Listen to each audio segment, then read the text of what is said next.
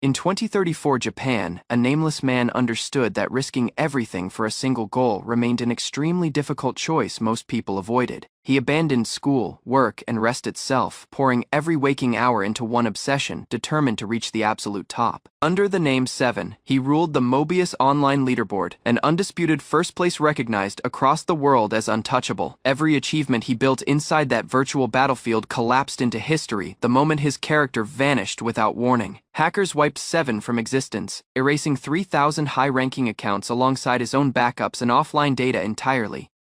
News outlets reported the culprit as a jealous rival, though the sheer scale of the attack suggested calculated intent, not carelessness. Mobius Online administrators offered no real solution, admitting they could not restore any character lost in the breach.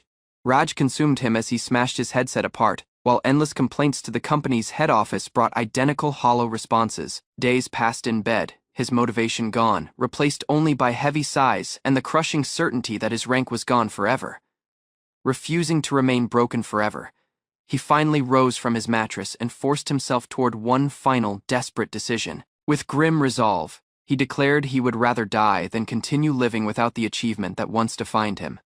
He opened his eyes inside an unfamiliar city, standing among crowds near a towering clock spire he had never seen before.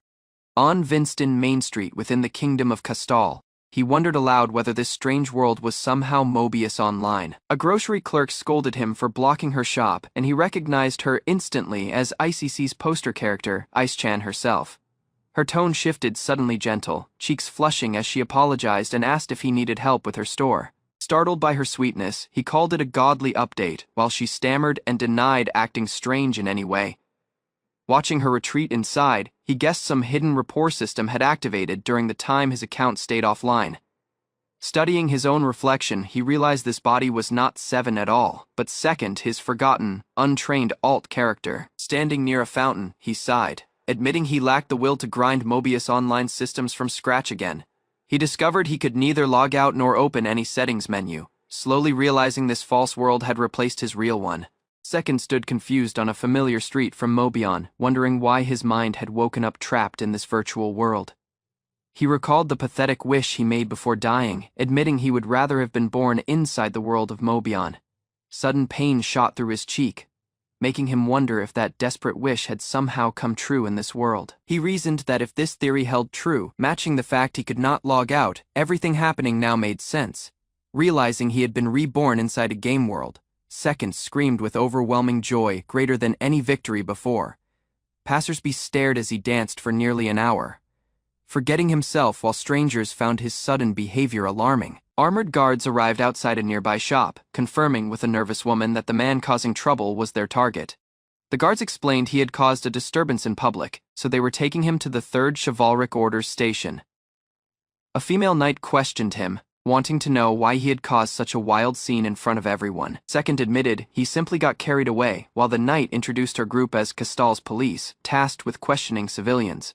Watching her sharp expression, Second noted that she seemed too lifelike and dignified to be an ordinary background character. The knight, named Sylvia, declared that crimes deserved judgment regardless of status, insisting noble privilege held no weight before her order. Suspecting he hid his identity, Sylvia pressed harder, accusing him of being a corrupt noble, while her colleagues doubted she could reason with him. Startled by her sudden aggressive posture, Second agreed at once to answer everything before she could act further on her anger. When Sylvia demanded his name and occupation, Second introduced himself as Second, a simple adventurer traveling through the kingdom. He explained his expensive-looking equipment came from his original character, admitting it was flashy enough to seem like noble clothing. Sylvia's order suffered ongoing friction with corrupt nobles since upper officials colluded with them in secret, fueling resentment among lower knights. Suspicious of his composure, another knight demanded to know what Second was scheming. Though he worried about lacking proof of his status, a superior knight scolded Sylvia hard for her rude behavior, deciding to take over questioning the visibly annoyed young man instead. Apologizing for the earlier treatment, the officer asked Second to explain his social standing in short, suspecting he might be obstructing their work. Second corrected his earlier answer, admitting his real name was Satu Shichiru, 28, single, and currently unemployed in reality. The knight pressed further, noting witnesses saw him dancing and making strange noises outside a grocery store without explanation. Standing there, Second realized this world felt disturbingly real, making his careless outburst seem almost embarrassingly pathetic in hindsight. After confirming he never meant to disrupt business, the shopkeeper simply asked him to return and buy something another time. Following his release, Second learned his compensation to Isekai store amounted to only 150,000 CL total. Checking his funds, he discovered he possessed over 2 billion CL, making that earlier compensation feel almost meaningless by comparison. Curious about local prices, Second entered a nearby inn hoping a meal or room cost would reveal this world's economy. The receptionist seemed startled by his sudden question, staring blankly before finally responding once he asked about nightly rates. She explained a night with meals cost 7,000 CL, while skipping food dropped the price down to 4,000. As she handed him his room key, Second felt an unfamiliar flutter, unsure why her simple gesture affected him strangely. Sitting downstairs, Second noticed several women glancing his way repeatedly, their attention following him throughout the crowded dining area. He assumed his flashy noble-like attire made him stand out awkwardly among the ordinary patrons filling the busy tavern room. In truth, his striking appearance came from a premium avatar he had purchased long ago for cosmetic customization purposes. Feeling his own face, Second realized this handsome body belonged to an actual living world, not a simple online game. Within this new reality, he believed his continued effort would finally hold genuine, lasting meaning unlike his old empty life. Memories surfaced of people constantly urging him to abandon gaming, return to reality, and pursue something considered truly worthwhile. Every argument once weighing on his heart dissolved completely, replaced instead by quiet satisfaction, now filling that same space alone at his table. Second laughed uncontrollably, releasing years of frustration through loud, unrestrained bursts of genuine happiness. Wiping his expression clean, Second declared his new resolve, vowing to become the world's #1 once again. Second woke up in his room with a hangover, groaning about drinking too much the previous night while celebrating his reincarnation into a parallel world. Sitting by the window, he turned his mind to business, deciding his next task was acquiring the skills considered necessary within this world called Mobion. Mobion ran on an experience system since Second understood that raising stats and learning skills both depended entirely on how much experience he could earn. Earning experience meant taking two simple paths, defeating monsters in open battle or completing assigned quests scattered across the land. Beyond stats, skill ranks climbed through tiers, starting from 16th class up to 1st class, then 1st grade to 9th grade, and finally the title rank. His stat growth depended on the growth type chosen during character creation, a detail he recalled while eating at a restaurant run by a cheerful waitress. Checking his character screen, Second confirmed his growth type matched 7. Marking him as an all-rounder, and he muttered that he already suspected as much. The waitress explained the trade-off while serving his plate, noting that an all-rounder grows every stat evenly without leaning toward any single specialty. Being an all-rounder let him raise every stat at once, avoiding the uneven stretching that specialized types often suffered through their narrow growth. However, that balance came at a cost, since his early development moved far slower than other growth types, pushing him toward one drastic method. Second walked into a potion shop and asked the old shopkeeper to hand over every bottle of Detoxify, Dispel, Recovery, High potions as still in stock. The shopkeeper admitted he had almost 630 bottles, though his assistant warned that buying everything, including storage, would cost an enormous sum. Second told them to give him all 630 bottles, each priced at 120,000 CL, totaling 75,600,000 CL. Not satisfied, he demanded 9,000 more bottles be restocked, planned to pay everything in cash, and crammed the entire supply into his inventory. Staring at a single bottle, Second considered what he intended to do with this mountain of high-class potions he had just bought. He remembered an old trick from Dinosaur Quest, where fixed damage items could be thrown at enemies with high evasion. The truth was, these potions, despite their detoxifying, dispelling, and recovery effects, also carried a hidden bonus of fixed damage against undead enemies. Each bottle he threw dealt exactly 1,200 points of damage to the undead, turning ordinary healing items into a dependable offensive weapon. That amount proved just enough to whittle down an intermediate undead monster known as the Viper Zombie, which offered a generous reward of experience by throwing these bottles at Viper Zombies. Even a total beginner or a 3-year-old child could wipe them out, though only alts of high-class players used this trick. Earning enough experience through the decoy tactic required an insane amount of money, since 10,000 potions cost a staggering 1 billion CL total. Only players with a main character on the side could prepare that kind of money without a second thought, making the method exclusive by nature. Second bought a horse and named it 7th Tay, since the DK tactic worked only during the start and stopped being viable for intermediate players. He admitted that he never expected to resort to such a method, then rode across open land toward a distant hunting ground on horseback. After nearly 2 hours on horseback, Second reached a cave behind a mine that was supposedly a well-known hunting ground near the royal capital. Standing inside, he found the place completely empty, guessing that maybe this world had not yet discovered the DK tactic method he depended on. He reasoned nobody hunted here since the potions might be too expensive, or perhaps this dangerous cave simply lacked enough beginners willing to enter. Then he spotted them coiled among the rocks. The viper zombies he had traveled so far to find, their decayed forms filling the tight cave. Second grimaced at how disgusting they looked compared to the game, then quickly threw his potions, each one dealing exactly 1200 damage. He kept purging them and moving between hunting grounds, watching them respawn endlessly. Admitting this repetitive grinding somehow felt strangely satisfying to him. Confident he would soon gather every necessary skill and raise his skill rank, Second kept throwing potions non-stop until all 630 bottles ran out. Noticing the sun had already set, he rode back toward the royal capital, planning to eat, drink, bathe, and sleep, only to be stopped by a guard shouting halt. The knight demanding his identity was Sylvia, a dense yet beautiful female knight Second vaguely recognized from an earlier encounter around the capital. Sylvia questioned why the second punk was wandering so late at night, while another knight thanked him quietly for helping them the previous day. Second explained he went to earn experience at the large cave behind the mines, which made Sylvia ask what business he had there. Sylvia accused him of lying since deliberately entering such a dangerous place to fight monsters made no logical sense to her at all. Second replied that the viper zombies there were rather delicious, confusing Sylvia further with his strange and seemingly nonsensical explanation. Sylvia concluded he must lack common sense, while Second thought her brain might be missing a screw given her reaction. She then asked to clarify her earlier comment about danger, prompting Second to wonder if she truly believed that cave was dangerous. Second mentioned there were 21 dungeons in Mobion, places players once called paradises, despite everyone struggling to find easy ways through them. Sylvia corrected him, stating there were 19 dungeons, then asked how many of those 19 were currently being raided by anyone. She answered 13. Prompting Second to mutter in disbelief while quietly excusing himself and hurrying away from her presence. Second realized he already possessed intel that would cost thousands of lives to gather, since death in this world meant permanent loss. Riding toward the glowing capital under starlight, he sensed he might reach the world's #1 position sooner than he expected. Second arrived at the academy after gaining enough expertise and searched for his next destination.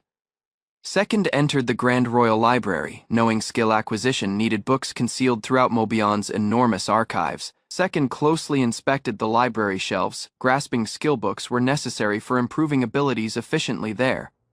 A librarian neared Second as he searched silently among countless skill books filling the enormous library. Second strolled deeper through the bookshelves, planning to rapidly locate the concealed skill book himself. Second chose high-level skill books containing swordsmanship, archery, and strong sorcery techniques from hidden library shelves. Second examined the battle mechanism carefully, learning major skills and minor skills connected throughout Mobion's structure. Second gained pawn and spear skills for each swordsmanship and archery as reading skill books efficiently. After learning battle skills, Second readied himself to acquire sorcery abilities using another specialized magical skill book. Second checked sorcery aspects closely, understanding fire, water, wind, and earth, each contained multiple powerful forms. Second verified the library held known grimoires and collected elemental books for mastering advanced Oppo sorcery. After finishing every needed skill book, Second effectively gained the Oppo form abilities without encountering difficulties.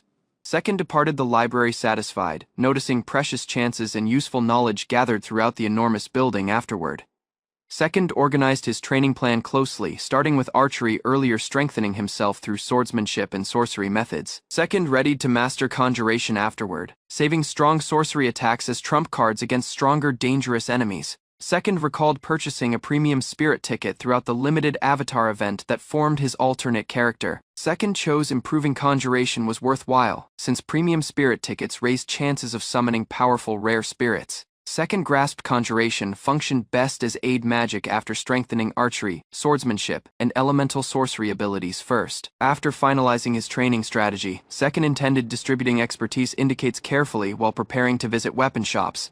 Second, raised sorcery casting pace efficiently as maintaining balanced archery and swordsmanship skills for future risky battles. Second, drained his available expertise indicates but remained satisfied after strengthening several important foundational combat skills successfully.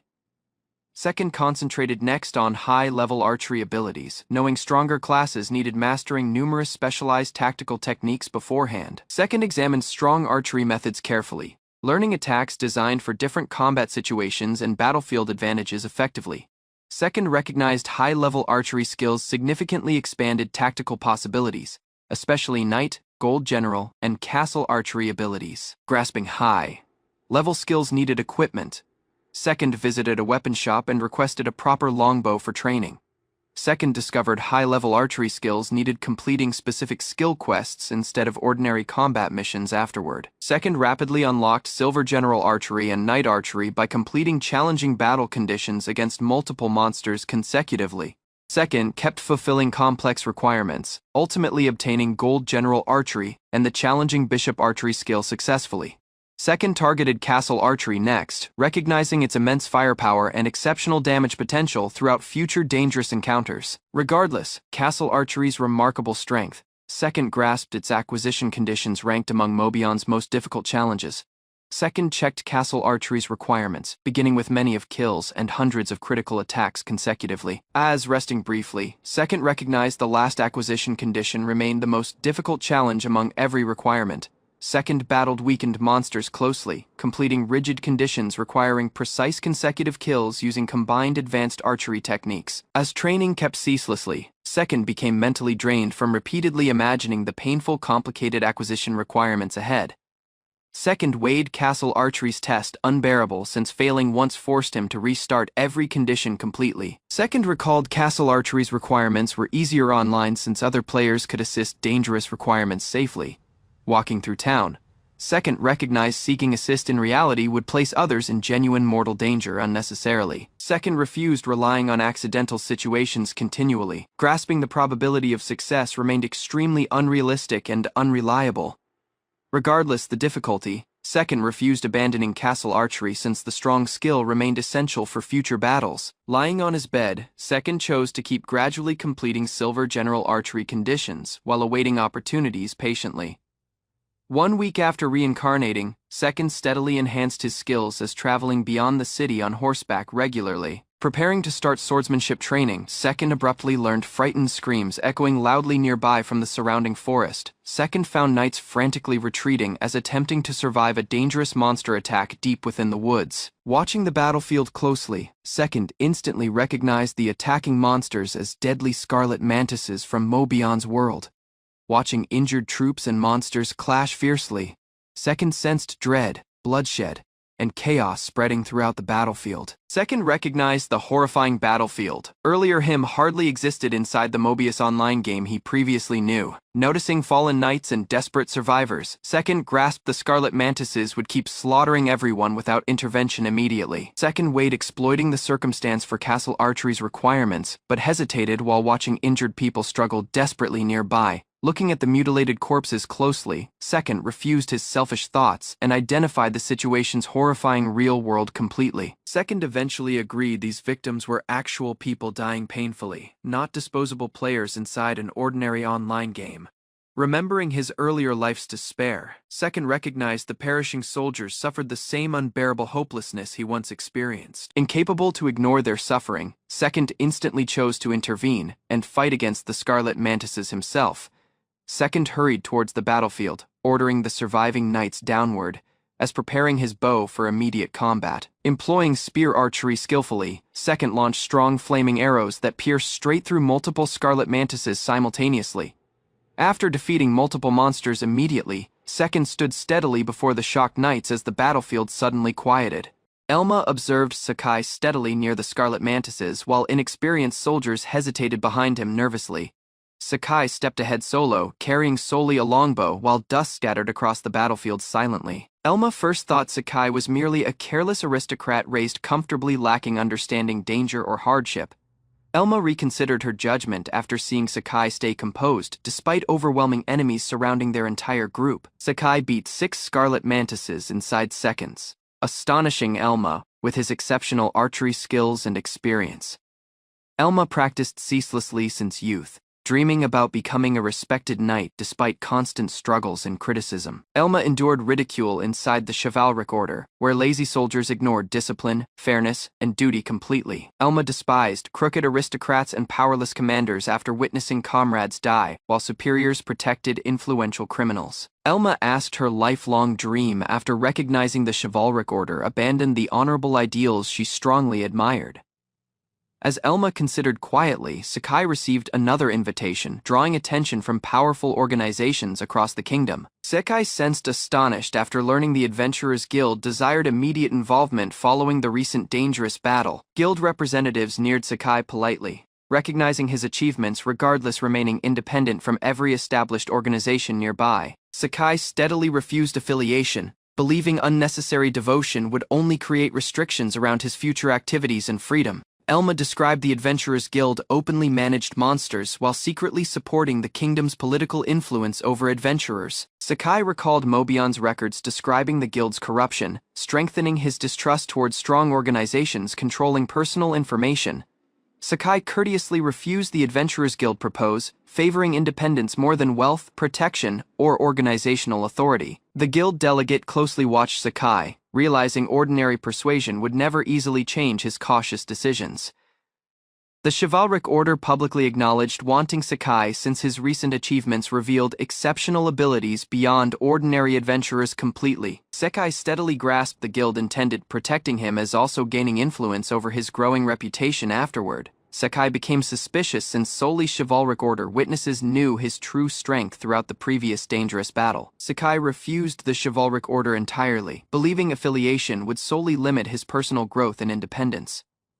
The guild delegate suggested Sylvia escort Sekai, hoping the Third Chivalric Order could quietly monitor his activities. Sekai discovered Sylvia possessed strong principles against crooked aristocrats, making her respected even throughout the royal capital.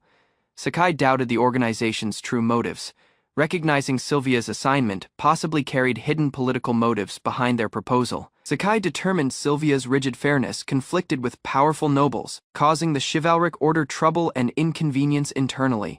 Sekai weighed Sylvia's duty beneficial, recognizing gaining a skilled female knight companion cost him absolutely nothing. Sekai questioned about Sylvia's service duration as the guild delegate immediately summoned her into the discussion room.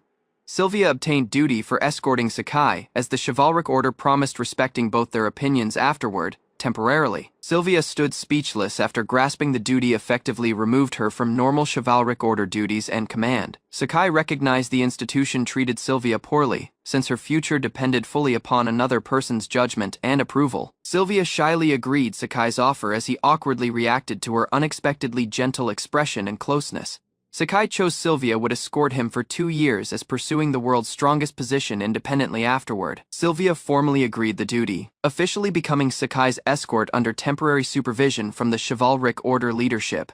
Sylvia silently recognized the duty was actually a demotion, proving the chivalric order considered her unnecessary and troublesome. Sylvia recalled her family's expectations painfully, believing her lack of sword aptitude caused her an embarrassing failure. Sekai surprisingly suggested a deal, causing Sylvia to pause uneasily while listening carefully beside him during breakfast.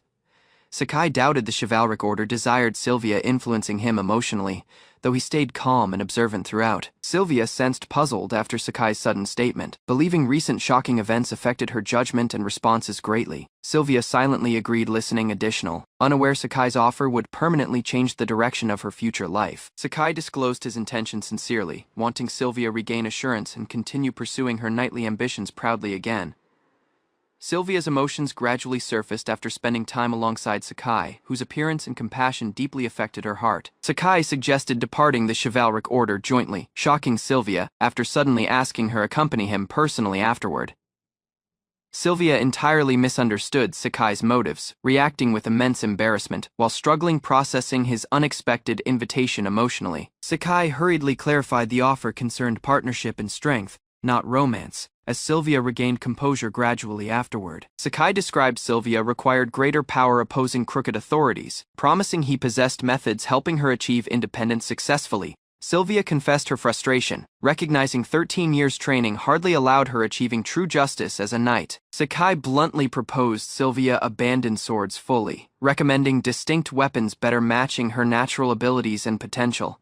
Sylvia exploded angrily after learning Sekai's suggestion, incapable accepting disapproval toward the dream she protected desperately throughout years. Sylvia acknowledged stubbornly continuing sword training regardless innumerable warnings about her lack of talent from everyone surrounding her. Sylvia recalled admiring heroic knights since youth, hoping becoming a fearless protector who never surrendered against evil forces. Sylvia sensed ashamed after crying publicly, believing her weakness and feelings appeared embarrassingly pathetic before Sekai unexpectedly. Sekai described true warriors guarded others regardless of weapons, urging Sylvia abandon unnecessary obsession with swords and appearances. Sylvia gradually grasped Sekai's meaning, recognizing justice mattered more than matching traditional images surrounding famous heroic knights. Sylvia recalled Sekai defeating monsters fearlessly employing archery solo, despite lacking the appearance of ordinary noble knights completely. Inspired by Sekai's words and deeds, Sylvia eventually chose following him would change her future for better. Sekai agreed Sylvia's resolve steadily, while Sylvia blushed nervously after deciding to accompany him from now onward together.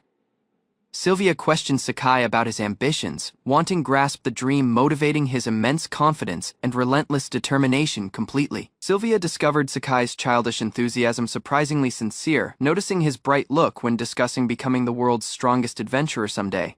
Sylvia sensed hopeful for the first time, believing traveling alongside Sekai would ultimately change her future and confidence greatly. Solo within his chamber, Sekai celebrated excitedly after successfully convincing Sylvia to join his plans and future adventures together. Sekai privately celebrated after effectively persuading Sylvia, as nearby servants remained confused by his suspicious laughter afterward. Sekai acknowledged manipulating Sylvia emotionally sensed dishonest, yet thought separating her from corrupt authorities would ultimately help greatly. Sekai assessed Sylvia's concealed aptitudes carefully, concluding archery or sorcery suited her abilities better than swordsmanship ever could. Sekai weighed gaining Sylvia as companion highly precious, since trustworthy comrades greatly increased survival chances during dangerous future battles. After defeating the Scarlet Mantises, Sekai recognized one successful battle surprisingly solved several important problems simultaneously for him. Sekai recognized defeating the Scarlet Mantises sensed natural, weighing his current abilities already exceeded ordinary adventurers considerably.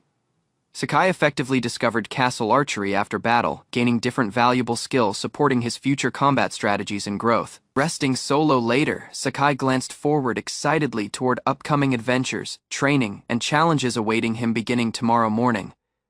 Sekai intended Sylvia's future training closely, intending to explore dungeons jointly while gathering experience, skills, and rare treasure drops. Second, observed Sylvia's odd aptitudes and suggested magic archery instead of ordinary swordsmanship training. Sylvia discovered her high dexterity and intelligence flawlessly matched the scarce magic archer class. Second, recognized magic archers barely existed nearby, making Sylvia's concealed potential extremely valuable later. Sylvia agreed Second's guidance after grasping his assurance and knowledge about advanced combat classes. Second brought Sylvia towards the library, first preparing her future training for survival and fights. Second steadily led Sylvia, deciding to directly teach her Mobion's hidden combat fundamentals carefully. Sylvia reliable Second entirely, silently accepting his unusual methods and determined training plans afterward. Sylvia became stunned after learning Second disclosed secret techniques ordinary adventurers never understood before. Throughout forest training, Sylvia recognized aristocrats secretly controlled powerful archery knowledge for generations alone. Second cautioned Sylvia closely, grasping dangerous truths about privilege, hidden information, and noble society deeply. Sylvia concerned high-level archery methods would expose her unusual abilities before dangerous nobles immediately afterward. Second practiced Sylvia relentlessly until she mastered several legendary archery styles lacking difficulty or hesitation. Sylvia admired Second's immense understanding, recognizing his experiences exceeded ordinary adventurers and skilled warriors greatly. Second disclosed innumerable scarce potions, preparing efficient methods for rapidly increasing Sylvia's combat experience levels. Sylvia became embarrassed and suspicious after misunderstanding Second's strange account about employing the expensive potions. Sylvia panicked after learning Second described different strange combat tactic involving dangerous advanced techniques publicly. Second proposed Sylvia the opportunity to master castle archery alongside her increasing magical archery abilities. Second chose their next training step needed conquering the intermediate ranked Royce dungeon jointly immediately afterward. Second targeted the Flame Wolf's bow, believing the strong weapon suited Sylvia's future fight style. Within Roy's dungeon, Second led Sylvia closely toward monsters required for completing castle archery acquisition conditions. Second explored Roy's dungeon closely, searching scarce drops as completing Sylvia's difficult skill acquisition requirements simultaneously. Sylvia found approaching monsters first, showing enhanced awareness after following Second's rigid dungeon guidance continuously. Sylvia practiced combining knight and silver general archery against monsters precisely as Second instructed previously. Sylvia beat strong monsters smoothly solo, surprising herself with her rapidly improving combat abilities inside dungeons. Sylvia recognized Second's training could transform her into an unbelievably strong archer beyond typical adventurers completely. Sylvia's expertise raised dramatically, strengthening her archery classes precisely as Second previously promised during training. Sylvia gladly thanked Second, after recognizing his severe methods genuinely helped her improve rapidly afterward. Sylvia became highly motivated, following Second everywhere, as assuredly declaring her future as powerful magic archer. After hours within Roy's dungeon, Sylvia nearly finished Castle Archery's last difficult acquisition requirement successfully already. Second eventually stopped moving after finding the risky target monster required for Sylvia's final training challenge. Second identified Flaming Troll's weak indicates, preparing Sylvia closely for Castle Archery's risky final requirement mission. Second instructed Sylvia exactly, ordering combined archery strikes after his signal against approaching Flaming Trolls. Second steadily confronted the monsters himself, warning Sylvia hardly to panic throughout the upcoming dangerous battle. Second reliable his durability entirely, enduring tremendous danger since Sylvia's castle archery acquisition depended entirely afterward. The flaming trolls assaulted fiercely, earnestly injuring Second and horrifying Sylvia during the desperate confrontation inside Roy's dungeon. Regardless, severe injuries, Second refused retreat since Sylvia yet depended on his guidance and protection completely. Second abruptly panicked after the flaming troll assaulted unpredictably, forcing him into risky close combat alone. Second reminded himself, he stayed the world's strongest player, refusing humiliation still as seriously wounded badly. Second's obsession with remaining world number 1 boosted his resolve against the immense flaming trolls relentlessly, covered in blood. Second smiled fearlessly, clinging frantically to his pride as the world's strongest gamer. The flaming troll's enormous strike hurled Second fiercely backward, crashing him painfully against the dungeon walls. Second checked his remaining health closely, forcing himself to keep regardless severe damage and exhaustion afterward. Sylvia ignored her dread entirely, instantly attacking the flaming troll after hearing Second call desperately nearby. Sylvia effectively struck the flaming troll's weak indicate, as Second praised her improving combat abilities proudly afterward. After surviving Roy's dungeon, Sylvia cried as scolding Second for risking his life recklessly throughout fight. Sylvia tearfully named Second foolish anew, relieved he survived the deadly Roy's dungeon battle safely later. Sylvia effectively gained castle archery, as Second proudly celebrated her incredible growth and determination afterward. Second sensed genuinely glad, believing his fresh life became brighter after meeting his trusted companion Sylvia. Second and Sylvia entered Roy's dungeon closely, preparing themselves earlier facing the strong flame wolf boss. Second examined the monster's flame barrier silently, planning a stunlock strategy against its movements closely. Remembering earlier battles, Second formed the stunlock method after defeating numerous dangerous flame wolves. Second employed gold general archery first, forcing the flame wolf continually towards bishop archery attacks continuously. Sylvia trailed Second's instructions exactly as the endless stun lock slowly conquered the raging flame wolf. Second disclosed the ultimate gold bishop stun, as Sylvia doubted the strange hunting method completely afterward. The flame wolf eventually fell helplessly after Second, and Sylvia preserved their perfect stun lock continuously. Several weeks afterward, Sylvia eventually obtained the rare flame wolf's bow after countless exhausting dungeon battles. Second handed the flame wolf's bow towards Sylvia, recognizing her increasing strength and future potential confidently.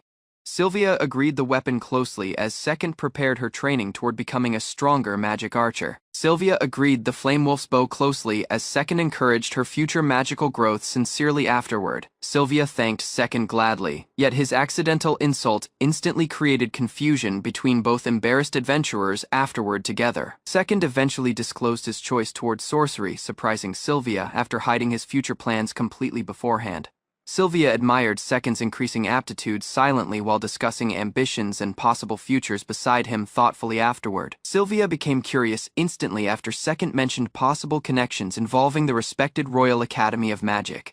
Second asked Sylvia closely as both traveled together toward connections linked with magical academies nearby afterward. Second researched spellbooks thoroughly, learning high-level sorcery needed studying materials hidden inside magical academies exclusively afterward. Recognizing the difficulty forward, Second chose infiltrating the academy remained his fastest possible solution available afterward. Second found formal enrollment needed excessive waiting since outsiders lacked direct academy access privileges completely beforehand. Sylvia acknowledged entering the Royal Academy appeared unfeasible, despite Second requesting support through noble family connections desperately. Sylvia disclosed agonizing memories about abandonment, believing her father weighed her completely worthless without swordsmanship talent. Second encouraged Sylvia closely, suggesting she demonstrate her present abilities straight before her strict father someday. Sylvia described her father honored swords above everything, viewing archery as abandoning honorable knight traditions entirely afterward. Second recognized persuasion solo would fail, so he privately prepared another risky deception strategy immediately afterward.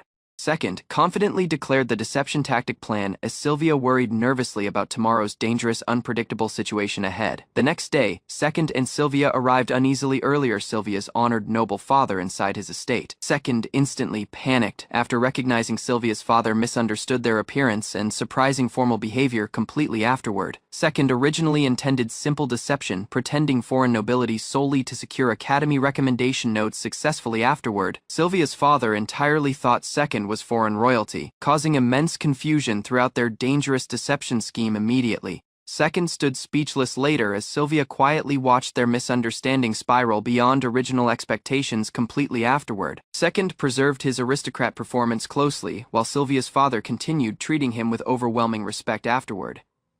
Second hid his name effectively, recognizing the risky deception unexpectedly convinced Sylvia's father completely without resistance afterward. Second steadily disclosed two crucial requests, while Sylvia's father listened obediently inside the noble estate carefully afterward. Sylvia's father instantly proposed academy recommendations as Second struggled maintaining focus throughout their dangerous misunderstanding continuously afterward. Second refused lengthy enrollment plans, preferring temporary academy infiltration solely for studying hidden grimoires efficiently afterward. Second weighed infiltration periods closely, worrying short academy visits might stop locating valuable grimoires successfully afterward. Second eventually sought 2 weeks officially, deciding longer academy access raised his infiltration success significantly afterward. Second disclosed his second seek, asking Sylvia's father permission for Sylvia accompanying him throughout travels afterward together. Sylvia's father instantly agreed politely, believing Second could guide Sylvia toward greater achievements successfully afterward together. Second commended Sylvia's concealed aptitudes proudly, convincing her father she possessed world-class archery and sorcery potential completely. Sylvia's father entrusted her future entirely to Second, wishing she would achieve greatness alongside him afterward. Sylvia blushed quietly as Second struggled, grasping the noble father's emotional, overwhelming expectations completely afterward together. Second preserved his royal act assuredly, vowing the Virginia family unforgettable future recognition and honor afterward completely. Sylvia rebuked Second continually, as both reflected uneasily about consequences caused by their dangerous deception tactic afterward. 1 week afterward, the effects of Second's deception kept spreading throughout the kingdom and Royal Academy. After the deception incident, Second and Sylvia peacefully earned money-hunting flame wolves jointly later frequently. Second led Sylvia through Slime Forest, searching risky scarce slimes containing valuable experience rewards continuously afterward. Second eventually acquired the legendary recovery sorcery Wand Med after defeating an highly rare holy slime successfully. Sylvia tested the wand instantly, finding its boosted healing effects recovered injuries with incredible magical efficiency afterward. Confident after strengthening their supplies, Second and Sylvia eventually departed towards the Royal Academy of Magic jointly. Second appreciated the holy slime's scarce reward as traveling peacefully alongside Sylvia toward the academy afterward. After weeks of preparation, Second and Sylvia eventually arrived effectively at the Royal Academy of Magic jointly. Academy professors warmly welcomed Second and Sylvia, previously expecting their arrival since of recommendation notes beforehand. Second presented himself assuredly, as Sylvia quietly observed the academy staff standing before them carefully afterward. Paula, Memento, and Kevin presented themselves courteously, preparing to lead second through academy life afterward together. Paula described academy arrangements as second verified Sylvia would remain beside him during their temporary exchange. Second strolled through academy corridors warily, relieved nobody doubted their dangerous deception scheme yet afterward completely. Kevin informed Second about today's schedule, vowing lessons first earlier, touring the enormous academy grounds afterward. Second intended gathering grimoire details privately, while Kevin explained academy students usually studied independently during afternoons afterward. Kevin eventually brought Second towards Class A, beginning his first official academy expertise nervously afterward together. Kevin presented Second and Sylvia officially as Class A students, watched the unfamiliar exchange students carefully afterward. Second preserved his foreign aristocrat disguise assuredly, introducing himself politely before the curious academy classmates afterward completely. Numerous students instantly admired Second's appearance, causing excitement and whispers throughout the crowded classroom, repeatedly afterward together. Sylvia uneasily presented herself later, quickly attracting attention from classmates because of her gentle appearance immediately. As Kevin checked lessons steadily, Second worried whether 2 weeks remained enough for mastering necessary sorcery skills. After class started, Second sought a reliable student lead for exploring the academy grounds afterward carefully. Kevin chose Mine instantly, introducing him as the student responsible for guiding Second around later together. Second sought sorcery guidance from Mine courteously as Kevin adjusted their afternoon academy schedule carefully afterward together. Second recognized questioning Mine freely became possible since he represented the academy's first-year students later officially together.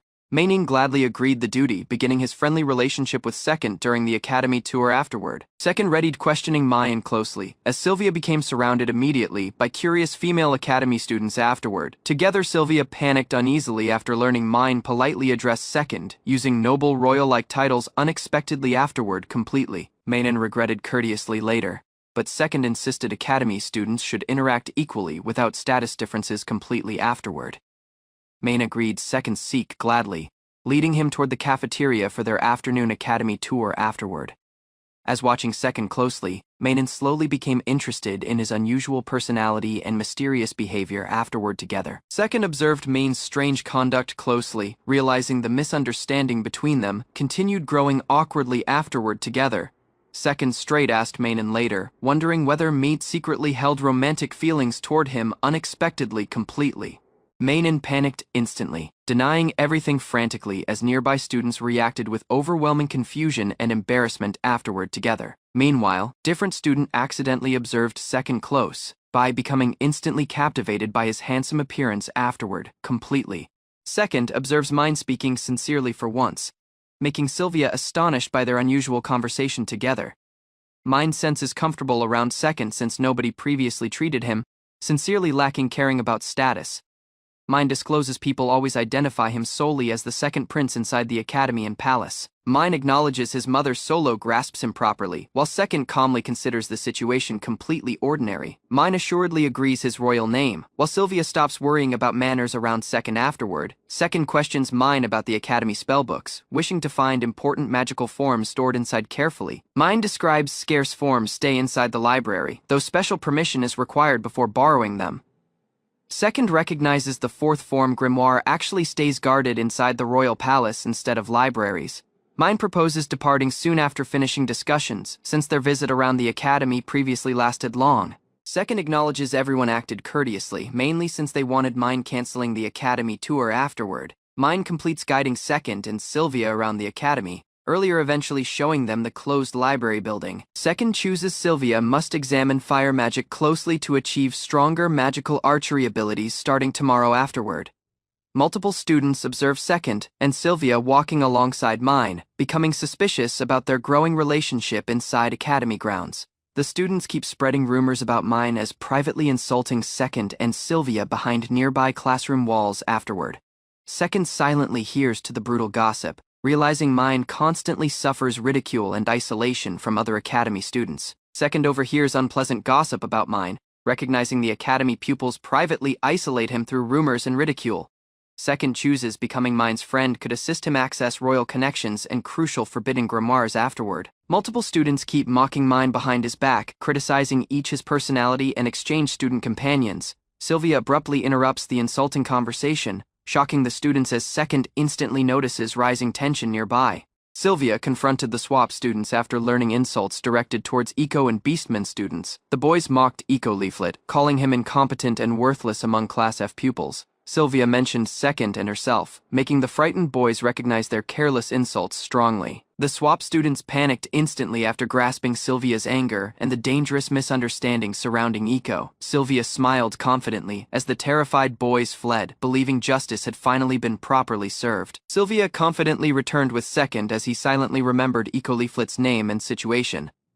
Second toured the library, searching spellbooks related to every element-based variation of raptor form. After reading closely, Second effectively gained the powerful skill called Raptor Form Fire instantly. Sylvia became astonished noticing Second previously completed reading while continuing studying several additional grimoires. Second finished every grimoire casually, departing Sylvia amazed by his immense learning speed again.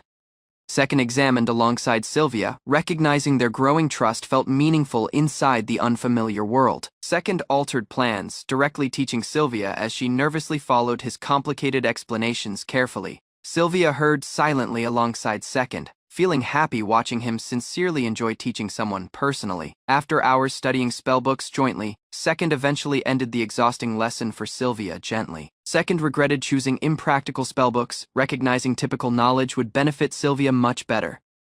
Second described magical mechanics closely, wanting Sylvia to grasp every important combat detail properly. Sylvia struggled memorizing complicated details as Second patiently kept teaching advanced magical knowledge continuously. Second recalled ceaselessly studying Mobian solo, dedicating himself completely toward mastering difficult systems beforehand. Sylvia recognized Second's odd understanding possessed incredible value, making his lessons extremely important for survival.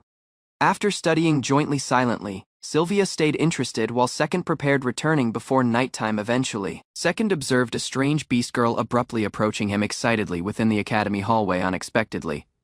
Eco admired Second's appearance instantly, as Second stayed confused by her cheerful reaction afterward. Second identified Eco Leaflet's call, remembering rumors surrounding the odd Beast Girl student previously circulating. Eco gladly presented herself, as Second calmly accepted meeting another interesting academy student there. Sylvia eventually joined them, and Eco energetically welcomed her throughout their surprising first meeting. Second concerned Eco privately suffered bullying, emotion angry seeing such an innocent beast girl mistreated.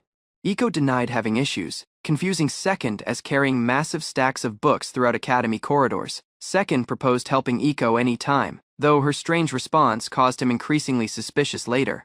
Second asked Eco about the books, wondering why she kept carrying innumerable volumes alone daily. Eco gladly described students' continually requested books, making Second finally understand her exhausting responsibilities. Second concerned about Eco's burden, yet Eco assuredly insisted managing everything alone remained possible. Second chose helping Eco directly, surprising her as treating the exhausting task very seriously afterward. Eco thanked Second warmly, though she yet insisted carrying the books independently regardless difficulties. Eco described helping others continually motivated her, believing compassion followed becoming more useful toward everyone. Second observed Eco hiding agonizing emotions behind smiles, finally understanding her troubling emotional situation completely. After departing Eco, Second recalled agonizing emotions hidden behind her desperate hardworking smile previously. Second remembered his previous life, believing endless effort within games ultimately meant absolutely nothing anymore, consumed by despair and regret. Second recalled perishing hopelessly after abandoning faith inside himself completely. Second then recalled arriving this fresh world where his meaningless existence eventually gained purpose again. Grasping Eco's suffering strongly, Second chose saving her became his most important goal afterward. Sylvia observed Second abruptly stopping, recognizing he remained deeply troubled after meeting Eco previously. Second asked Eco's incompetence, wondering why talented students yet ignored her abilities entirely afterward. As reflecting overnight, Second recognized Royal Academy students needed broad magical abilities for acceptance there. After cautious consideration, Second eventually chose recruiting Eco Leaflet into their group became necessary immediately. Sylvia gladly aided Second's choice, believing following his path would eventually help Eco tremendously. Second concerned if Eco would agree help, planning to guide her magical growth carefully afterward. Sylvia abruptly observed something odd nearby, while Second immediately reacted toward the strange disturbance anxiously. Second found Eco fell solo miserably, shocking both himself and Sylvia completely upon seeing her. Sylvia hurried towards Iko instantly, while Second sensed something deeply wrong behind the terrifying situation unfolding. Second recognized students deliberately ignored Iko's suffering, revealing brutal hostility throughout the academy towards her. Iko abruptly refused Sylvia's worry aggressively, desperately hiding her emotional pain from everyone nearby. Watching Iko's response closely, Second instantly realized something deeply terrible caused her overwhelming despair. Second recalled his previous hopelessness, recognizing the known scent of despair surrounding Iko completely. Iko ran away from the academy courtyard as Earth quietly observed her trembling expression from behind. Earth recognized Iko eventually grasped her efforts, changed nothing, yet he still followed quietly behind her. Iko held heavy mud bags solo as older students mocked her weakness and foolish determination outside. The brutal students laughed loudly earlier, dumping filthy mud straight onto Iko without showing any hesitation there. Covered entirely in mud, Iko painfully pushed supplies ahead as facing the harsh reality she ignored. Iko stood quietly beneath dripping mud as her crushed dreams gradually disappeared before everyone watching nearby. Earth chose helping Iko mattered further than watching her keep suffering alone inside the cruel academy environment. Earth abruptly grabbed Iko's arm earlier, she fled again, while Sylvie hurried behind them nervously afterward. Iko frantically cautioned Earth and Sylvie to stay away since she feared causing trouble for everybody nearby. Earth observed Iko yet endured exhaustion solo after Sylvie completely lost strength from following her continuously afterward. Earth steadily neared Iko, yet she refused everyone while desperately hiding her broken feelings inside completely. Iko eventually cried publicly as Earth recognized abandoning her now would only worsen everything further afterward. Earth closely assessed Iko's abilities as Sylvie followed beside him across the academy courtyard silently nearby. Earth agreed, risking everything since he thought Iko still possessed hidden potential nobody understood. Yet completely ignoring Iko's frightened warnings, Earth abruptly raised his sword as Sylvie observed his dangerous decision nervously. Earth abruptly slashed his own arm strongly, shocking each Iko and Sylvie watching beside him immediately afterward. Regardless unbearable pain, Earth endured quietly as blood covered his body and frightened everyone nearby completely afterward. Sylvie panicked as Earth ordered everybody away, refusing assistance regardless his severe bleeding wounds nearby afterward. Holding a recovery staff, Earth thought recruiting Iko would assist him near becoming strongest worldwide someday afterward. Earth handed the staff towards Iko, revealing her true aptitude belonged inside powerful recovery sorcery abilities instead. Earth abruptly recognized Iko possessed the scarce paladin growth type hidden beneath her weak appearance completely. Earth disclosed the scarce recovery med wand, capable of granting recovery sorcery powers to anyone temporarily. Earth thought Iko's paladin abilities could immediately recover his destroyed arm through healer bonus effects, afterward completely. As enduring unbearable pain, Earth frantically pressured Iko into employing the recovery wand immediately beside Sylvie there. Earth shouted fiercely until Iko eventually agreed the wand and readied herself to heal him properly. Earth encouraged Iko firmly, telling her believing herself mattered earlier, employing the recovery wand correctly afterward completely. Holding the glowing wand, Iko eventually found recovery sorcery could become her true path ahead someday instead. Iko tearfully triggered healing magic as Earth quietly watched her overcome fear and hesitation nearby afterward completely. Earth's injured arm returned normally, yet Iko instantly fell afterward from exhausting all her remaining strength completely. As lying weakly later, Earth recognized healing magic restored wounds, slowly despite recovering health and physical damage completely. Earth eventually grasped Iko's strange abilities flawlessly matched the hidden characteristics belonging to paladins instead completely. Though unsuitable for sorcery or archery, Iko possessed immense endurance and magical power reserves naturally, rather afterward. Earth recalled renowned high-ranking parties always included strong paladins protecting teammates from dangerous enemies during battles constantly. Paladins survived endless strikes by healing themselves repeatedly as shielding allies from terrifying monsters nearby throughout battles. Employing immense vitality and recovery magic jointly, paladins endured enemy assaults until entirely exhausting their magical energy. Earth imagined creating the flawless party alongside Iko and Sylvie by combining their unique abilities jointly completely. Watching Iko cry silently, Earth recognized recruiting her mattered further than simply reaching the highest rank someday. Second recognized he manipulated Sylvia's loneliness earlier, employing her healing abilities for future battles. Second recalled Sylvia frantically following him after he compelled her into dangerous situations repeatedly. Drained from fighting and guilt, Second gradually awakened as reflecting upon his selfish past decisions, Sylvia remained alongside Second's bed repeatedly, carefully watching over him after his dangerous collapse. Second silently held Sylvia's hand, recognizing he should guard her instead of exploiting her loyalty. Sylvia became embarrassed after accidentally holding Second's wrong hand alongside his hospital bed closely. Sylvia observed Second suffered terrible nightmares as recovering, making her silently worry about his condition. Second hid his exhaustion steadily, pretending his injuries and emotional burden were entirely unimportant later. Sylvia reminded Second that each she and Iko survived solely since he protected them fearlessly. Sylvia vowed devotion to Second, deciding to become his knight and stay beside him forever. Sylvia vowed unwavering devotion to Second, departing him silently surprised by her sincere determination afterward. Second recognized Sylvia grasped his true motives long before he finally admitted them himself completely. Second considered guiltily after exploiting Sylvia's weakness, yet admired her sincere devotion and kindness deeply afterward. Iko abruptly entered Second's chamber excitedly, startling him earlier, immediately apologizing for causing another misunderstanding there. Second encouraged Iko to abandon school life and grow recovery sorcery abilities alongside him permanently. Second thought Iko's healing aptitude could save her future regardless his selfish original intentions completely. Iko gladly agreed Second's invitation, deciding to journey beside him and support his journey afterward. Iko became puzzled and nervous as trying to grasp Second's sudden kindness toward her personally. Second asked Iko about evading school, instantly surprising her with his accurate understanding completely afterward. Second assuredly disclosed his previous glory, making Iko listen seriously while hiding her nervous feelings quietly. Iko was born inside a distant beast folk village much away from the royal capital originally. Iko's massive magical power impressed villagers initially, causing everyone to expect greatness from her instantly.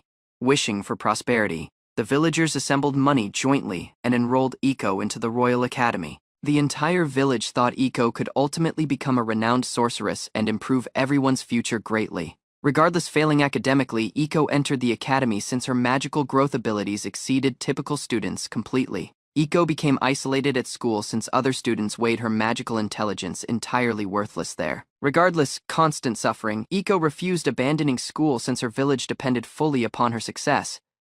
Second grasped the villagers' expectations had become unbearable chains crushing Iko emotionally every single day. Wanting to save Iko differently, Second proposed her an opportunity to flee those painful burdens permanently. Second vowed Iko he would become the world's greatest player, giving her wish for freedom later. Second described becoming world #1, making Iko imagine an still greater future beyond royalty. Second exaggerated Iko's future fame, describing festivals, statues, and endless admiration throughout her entire village. Iko laughed loudly as imagining villagers confidently rejoicing her glorious return beside Second afterward together. Their playful jokes kept gladly helping Iko forget her pressure and sadness for a while entirely afterward. Iko smiled sincerely alongside Second, eventually emotion hopeful and comfortable about her uncertain future ahead. Iko became stunned after Second earnestly invited her to leave school and journey beside him. Second smiled assuredly, satisfied after effectively convincing Iko to faith his future ambitions completely afterward. Iko Leaflet officially became Second's faithful ally, beginning her fresh journey alongside him happily afterward. Second transferred Iko into Class A, preparing him closely for stronger battles forward later. Second and Iko toured the academy office as Sylvia silently observed the unexpected enrollment request there. The academy director adjusted her glasses closely, weighing Second's odd request involving Iko's sudden transfer. Second stayed composed as waiting patiently, confident the academy would eventually approve Iko's enrollment request successfully. After their encounter ended, Second departed assuredly while the academy prepared discussions regarding Iko's future placement. Sylvia asked Second's sudden deeds as walking beside him through the academy hallway after meeting officials. Second described assuredly that the academy would likely approve Iko's transfer regardless difficult circumstances surrounding beastfolk students. Second disclosed foreign aristocrats could expose discrimination issues because witnesses already noticed bullying against beastfolk students recently. Sylvia silently weighed Second's reasoning, recognizing Zepang's reputation depended greatly upon fair treatment toward beastfolk communities. Second described the academy staff risked disapproval since ignoring bullying created serious political problems throughout the kingdom. Second assured Sylvia the academy would approve Iko's transfer to evade additional unnecessary royal conflicts afterward. Iko admired Second's intelligence, as Second confidently acted confident about remaining the world's strongest strategic player nearby.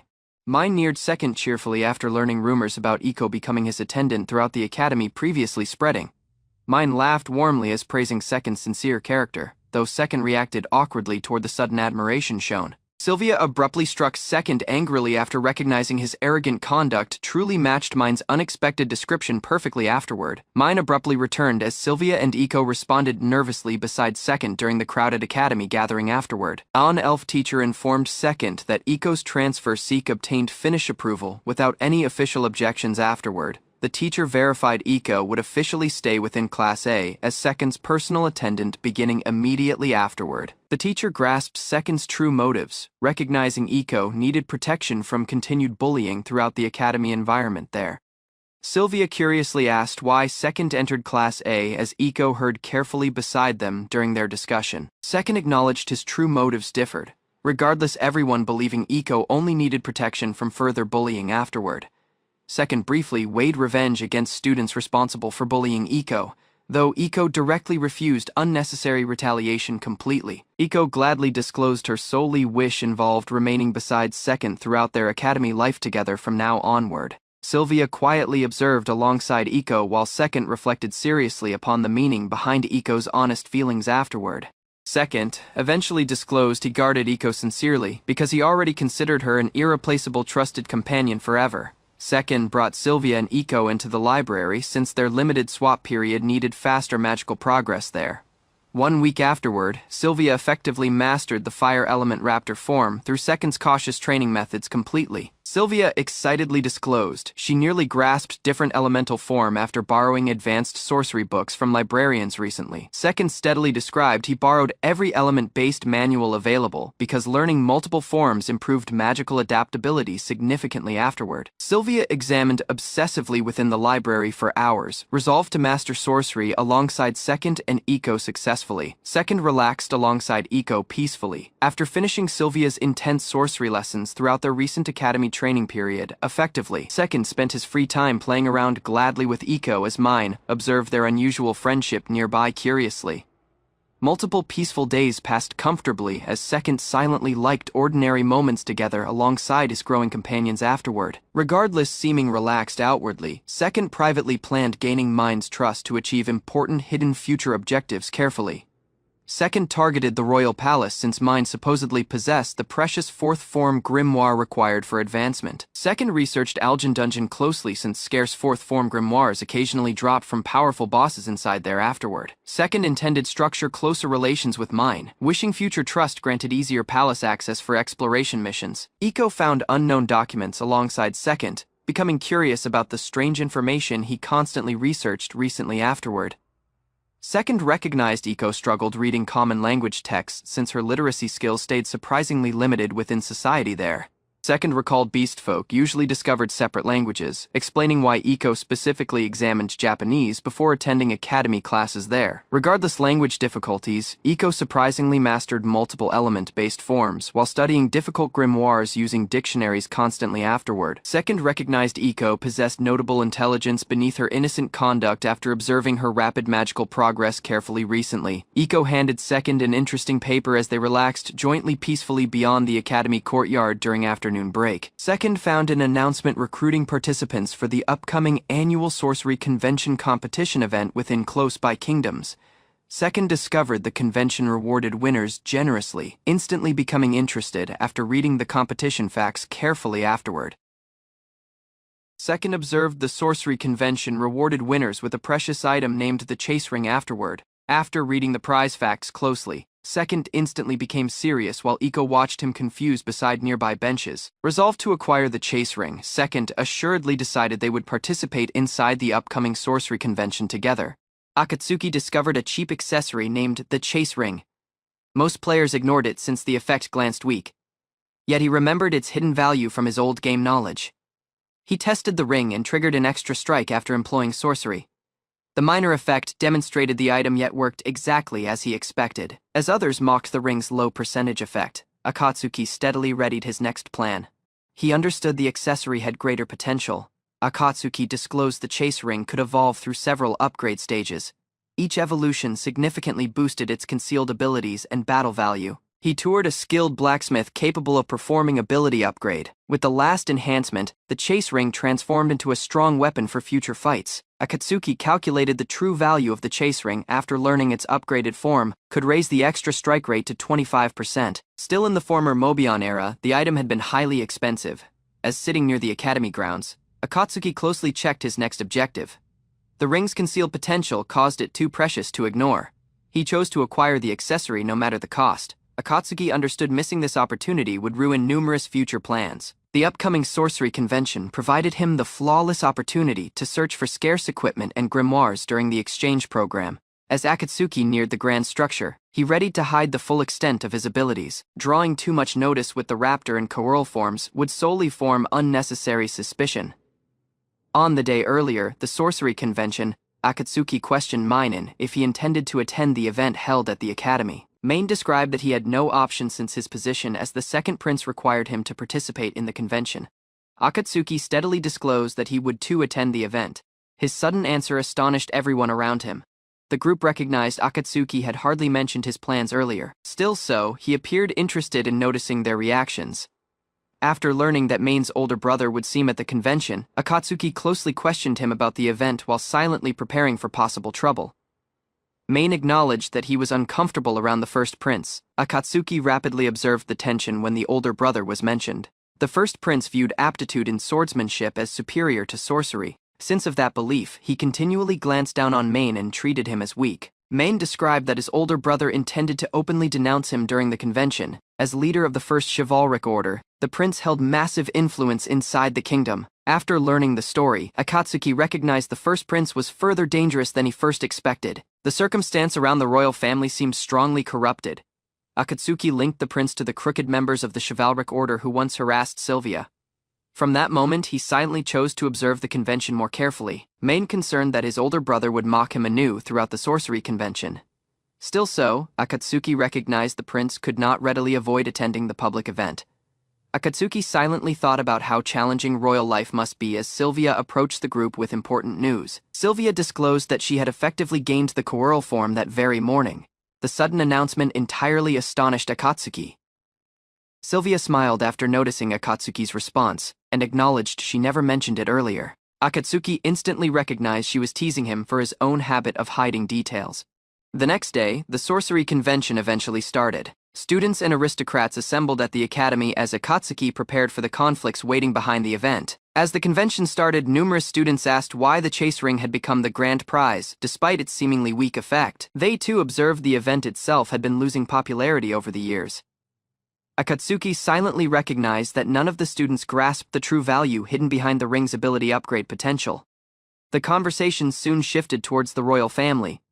Rumors about the conflict between the first prince and Maison had previously spread throughout the academy. Some students admired the first prince since of his immense strength and severe public exhibitions against opponents. Akatsuki heard closely lacking changing his expression. Akatsuki observed that the entire academy viewed the royal brothers as rivals, yet he doubted the hostility towards Main had been intentionally created by someone behind the scenes. Akatsuki doubted Klaus deliberately manipulated academy rumors, spreading hostility towards Main as damaging the second prince's reputation everywhere for years. Main silently neared Akatsuki throughout the convention waiting area, hoping to speak privately before the tournament matches officially started outside. Akatsuki discovered Main automatically high level into the semifinals as a seeded participant, preventing each student from meeting earlier during matches. As reviewing the tournament bracket, Akatsuki calculated future battles closely and pondered about the convention's hidden political schemes behind everything. Earlier the matches started, Akatsuki asked Main about his exact role during conventions, searching for useful information beforehand for strategy. Akatsuki misunderstood the tournament rules entirely, causing Main to panic after learning his dangerously absurd assumptions about sorcery battles nearby. Still after correction, Akatsuki kept joking earnestly about combat, leaving Main shocked by his strange lack of common sense sometimes. Main eventually described that the sorcery convention employed the competition crown, preventing participants from suffering real injuries during matches completely. The competition crown strictly controlled abilities, equipment, and battle rules, causing safe magical battles lacking actual physical danger involved there. Within the competition crown's digital field, all damage and energy became simulated, allowing intense battles lacking risking participants' real lives afterward. Main described that typical duels created real death whenever health reached zero, unlike the competition crown's completely virtual battle environment system. Within competitions, beat participants safely returned after reaching zero health, making players mock the mechanism as harmless entertainment for beginners. Since of those unique rules, creative gamers grew unusual competition formats, transforming magical battles into popular strategic games across kingdoms everywhere. After learning the account, Akatsuki mocked the mechanism, while Mine reminded him sorcery attacks were mandatory during official tournament matches only. The convention tournament kept as Dean entered match several, preparing to face the Academy's strong second-ranked student before cheering spectators loudly. The competition crown triggered as participants entered the arena. Akatsuki observed steadily as spectators readied themselves for the opening tournament battle. The referee described the arena rules closely. Departing the 50-meter battlefield meant immediate beat regardless of remaining strength or magical power. As the match officially began, Akatsuki smiled assuredly and readied to overwhelm his opponent from the very beginning using sorcery. Earth observed Dean start the fight with wind sorcery. He steadily watched the casting pattern lacking showing any concern. Earth instantly identified Dean's raptor form method. He grasped the strike structure and observed several weaknesses during preparation already. Earth assessed every casting stage closely. He recalled stronger forms needed longer activation times, causing larger openings during competitive combat situations. Earth recognized breaking the casting process was simple. A precise strike throughout activation could entirely interrupt Dean's dangerous sorcery technique. Dean assuredly mocked Earth's sorcery understanding. Earth stayed composed since he already understood how to defeat Dean before battle progressed further. Earth sensed irritated after Dean underestimated him openly. He chose ending the battle rapidly would demonstrate his overwhelming combat experience immediately. Earth stepped ahead assuredly and readied his own wind sorcery. His movements stayed composed as pressure filled the entire battlefield area. Earth triggered Oppo form immediately. Dean replied with raptor form. Astonished Earth copied high-level techniques without hesitation during combat immediately. Each wind sorcery strikes collided fiercely. The impact formed an enormous explosion as strong streams of energy crushed against each other. Earth employed a defensive collision method flawlessly. Though slightly injured, he effectively neutralized Dean's strike and maintained complete control afterward. Earth observed Dean's raptor form cooldown lasted longer. He instantly high-level. Knowing the timing difference formed a decisive combat advantage. Earth neared steadily as Dean panicked under pressure. Dread spread throughout Dean's face after recognizing Earth completely controlled the battle situation. Earth triggered coral form of fire smoothly. Strong flames assembled around his hand as immense magical energy filled the arena instantly. Dean grasped the attack's frightening strength too late. Earth's enhanced 5th-class sorcery raised each casting effectiveness and destructive power dramatically afterward. Earth released the enormous fire strike straight toward Dean. The explosion consumed the battlefield entirely as Dean failed escaping the strike range. Earth recognized he accidentally employed excessive power throughout the attack. Dean fell entirely as officials immediately announced Earth as the competition winner. The arena gradually became silent after the match ended. Earth stood steadily as Dean stayed injured and unable to continue fighting. Dean sat helplessly on the battlefield after beat. Earth casually acknowledged victory earlier, returning towards his companions, lacking showing strong emotions afterward. Minerva concerned Earth pushed himself too hard throughout fight. Meanwhile, different classmate admired Earth's immense strength and odd fighting abilities greatly afterward. Earth assuredly declared he would become the world's strongest someday. After winning the prize, he intended departing the academy jointly afterward. Earth readied for the semi-final match as his companions encouraged him. Meanwhile, Minerva silently observed him with nervous worry from nearby stands. The announcer presented Earth's next opponent, Keith from 4th year Class A. Each fighter stared earnestly earlier, entering the battlefield together afterward. The semifinal officially started as spectators observed closely. Earth instantly sensed Keith possessed extensive sorcery understanding and strong battlefield awareness previously beforehand. Earth assessed the circumstance steadily during battle preparation. He grasped sorcery matches were usually chose by whoever assaulted first successfully during combat. Each Earth and Keith triggered Oppo form of wind simultaneously. Each fighter chose the fastest casting method to earn an early advantage. Earth and Keith kept exchanging identical wind sorcery strikes. Their methods flawlessly canceled each other, causing a complete battlefield stalemate repeatedly afterward. Earth became irritated after recognizing the competition rules encouraged endless sorcery collisions. Each fighter stayed trapped inside the same repetitive exchange continuously. Earth steadily acknowledged Keith performed impressively for an intermediate pupil. Yet, he disclosed his expertise as the former world-ranked player immediately afterward. Keith abruptly questioned Earth to surrender the match willingly. He desired Prince Main to advance safely into the finals against Klaus afterward. Earth asked Keith's strange Seek closely. Keith refused explaining plainly and simply insisted Earth deserved losing the semi-final battle rather later. Keith described solely fights involving Prince Klaus and Prince Main truly mattered politically. Earth heard quietly as continuing the stalemate carefully afterward. Earth recognized Keith had brought royal motives into the tournament. Meanwhile, each fighters kept exchanging identical sorcery strikes without gaining advantages during combat. Earth determined Keith privately functioned under Prince Klaus. He grasped Keith intended helping Prince Main secure victory throughout the upcoming finals match. Earth recalled rumors spreading earlier the competition began. Students thought Main would intentionally lose openly throughout a staged friendly battle against Klaus afterward. Earth became genuinely displeased with Keith's deeds. Further than politics itself, he despised being pressured into surrendering throughout an equal battle situation. Earth cautioned Keith that forcing a stalemate forever would hardly solve the fight. He assuredly challenged Keith's royal expectations later completely. Each fighter switched from wind sorcery into fire sorcery simultaneously. Their strikes collided anew as neither side gained any meaningful advantage afterward. Earth acknowledged Keith countered his methods skillfully throughout combat. Yet, he chose revealing his true abilities would eventually end the endless stalemate. Keith abruptly observed Earth drawing a sword throughout battle. Shock spread throughout Keith's face after recognizing Earth ignored tournament expectations entirely afterward. Earth disclosed he intentionally entered the sorcery solely competition as hiding his true combat style. He named Sylvia's notice towards the battlefield immediately afterward. Earth launched an enormous flaming strike as wielding his sword. The battlefield trembled fiercely as spectators observed his immense power unfold completely afterward. Second employed magic archery throughout the match and assessed the strange combat system. He recognized sorcery could be fired through the bow lacking actual arrows, making the battle depend entirely on magical attacks. Main tried to shift ahead, yet a powerful attack pushed him back across the arena. The sudden impact displayed the great gap in skill between the fighters. Second steadily observed the battle and grasped Prince Klaus's true objective. He observed Klaus was forcing the clash into a controlled stalemate. Second described that Prince Klaus had readied a concealed method to break through the deadlock.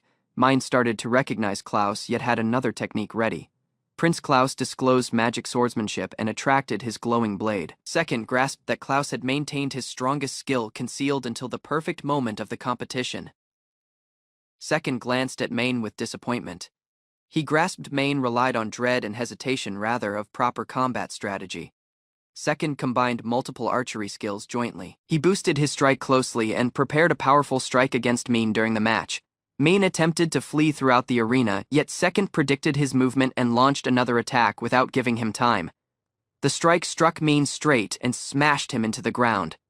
Great rocks scattered everywhere as the impact overcome his defense. Main fell after the last blow as the arena became silent. The judges declared Second the winner of the intense fight. The students celebrated Second's victory loudly, yet Second observed the strange responses spreading across the arena after the battle ended. Prince Klaus steadily agreed the circumstance and apologized for earlier events. His look stayed steady as observing Second from nearby corridors. Prince Klaus altered his original plans after noticing Second's abilities. He recognized Second possessed scarce aptitude and valuable strategic potential for future conflicts. Prince Klaus chose to recruit Second into the first chivalric order. He thought Second could become a useful weapon throughout royal struggles. A classmate commended Second's immense strength after the match. Soon later, the Academy officially declared that the group high level into the finals. After the tournament, a classmate publicly admired Second still further. Second steadily agreed the commend while standing before the cheering crowd. Second sought permission to visit the royal palace anew and examine the fourth form. His classmate uneasily agreed alongside him later. The next battle started instantly as Second, and his opponent triggered the same wind-based technique while carefully watching each other's movements closely. Second refused to employ magic archery throughout the duel since he wanted a fair match based only on ordinary sorcery skills. Second observed his opponent canceling strikes continually to reset the battle.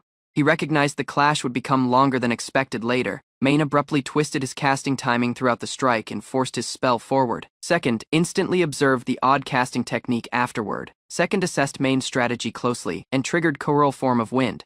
He readied a faster counterattack earlier. Main finished another spell. Each strong wind spells collided straight in the arena. The impact formed an enormous explosion that shook the entire battlefield fiercely. Second recognized his superior skill rank shortened his casting moment. Since of that advantage, each strikes canceled each other perfectly during combat. Second cautioned Mine hardly to disclose desperate expressions during serious battles. Mine grasped his concealed trump card entirely failed against Second's experience. Second acknowledged he underestimated Mine throughout the fight. He recognized careless assurance could become risky even against weaker-looking opponents. Second chose to fight earnestly after recognizing Mine's resolve. He believed showing equal respect through battle was the correct response later. Remembering his expertise as the wise general champion, Second readied to demonstrate one of the strongest sorcery methods from Mobius Online. Second cautioned Minen to observe closely earlier making his move. The mood around the arena instantly became tense as spectators observed silently. Minen launched Coral Form of Wind towards Second. In response, Second triggered Coral Form of Fire and blocked the incoming strike entirely. Second grasped his fire method was ineffective at lengthy range. Years of expertise permitted him to judge battle distances immediately and accurately. An enormous wall of flames abruptly rose throughout the battlefield. Maiden became stunned after recognizing Second altered the flow of combat completely. Main observed Second instantly preparing different action behind the flames. The sudden transition stopped Main from reacting steadily throughout the intense duel. Main searched for a magic circle yet could not discover one anywhere. Second's concealed casting method puzzled him still further afterward. Second described that sorcery could too conceal movements rather of attacking directly. He employed the flames to hide his next method flawlessly. Second triggered Raptor Form of Earth after privately preparing the lengthy casting technique. The risky spell instantly altered the battlefield's atmosphere completely. Second finished the invocation and released the Earth Strike toward Main. Enormous rocks abruptly burst upward throughout the arena during combat. Huge stone pillars kept rising fiercely from the ground. Maining became trapped within the expanding earth formation formed by Second's sorcery. Second trailed the Earth Strike with Coral Form of Water. He restricted Main's movement as steadily preparing his decisive finishing strike afterward. The collapsing rock struck Main straight earlier he could flee safely. The heavy impact pushed him deeper into Second's immense combination strike. Main eventually fell after enduring Second's relentless strikes. Second neared steadily as Main struggled to remain conscious from the accumulated damage. Main acknowledged his beat with a weak smile after the fight ended. Close by students celebrated loudly after seeing Second's immense performance in the arena. Second became puzzled after noticing Main laughing, regardless losing badly. Main's odd response entirely differed from Second's expectations after such a difficult fight. Second steadily described his narrow victory. The younger pupil admired his strength yet failed grasping the pressure behind his fights. The white-haired pupil asked Second anew. He could not think someone so strong yet considered himself weak after winning. Second became irritated noticing the student's passive attitude. He reminded him humiliation and beat should awaken resolve, not acceptance within. The pupil hesitated as listening closely. Second cautioned him that evading frustration would maintain him weak for the rest of life. Close by night commended Second's sharp judgment. He compared Second's battling spirit with his younger brother's lack of ambition and resolve. Klaus acknowledged Second's aptitude openly. The surrounding students observed quietly as he proposed Second special permission and future leadership opportunities. Second grasped accepting Klaus's invitation would secure his position inside the strongest ranks of the kingdom's chivalric order instantly. He closely weighed the royal advantages. Serving Klaus straight vowed greater command once the prince eventually inherited the royal throne. Second, too, recognized refusal held danger. Rejecting Klaus openly would seem disrespectful and form hostility with the influential first prince. The students thought Second could hardly refuse such an honorable offer. For typical people, the choice appeared completely obvious already. Second instantly refused Klaus's invitation. His composed response stunned everyone watching the arena, including the students alongside him completely. Klaus misplaced his composure after learning the refusal. The surrounding students stared quietly, incapable believing Second refused such authority openly. Second repeated his refusal casually with a smile. His relaxed attitude solely raised Klaus's anger and frustration earlier everyone there. Second described he expected Klaus's recruitment attempt beforehand. Klaus could not anymore strike Minen directly because Second supported him publicly. Klaus recognized Second grasped his royal intentions completely. The prince's look twisted with anger after his plans failed surprisingly earlier everyone. Second described his earlier vow with Main closely. The close-by student eventually grasped why Second rejected Klaus's invitation publicly afterward. Second disclosed his words previously implied devotion toward the second prince. The royal meaning behind them became entirely undeniable later. He clarified the arrangement involved accompanying Min to the royal palace. Still the referee close, but could officially verify their agreement. Klaus asked the referee straight with visible irritation. Under pressure, the referee uneasily acknowledged Second's statement was entirely truthful before everyone. Klaus eventually agreed the circumstance reluctantly.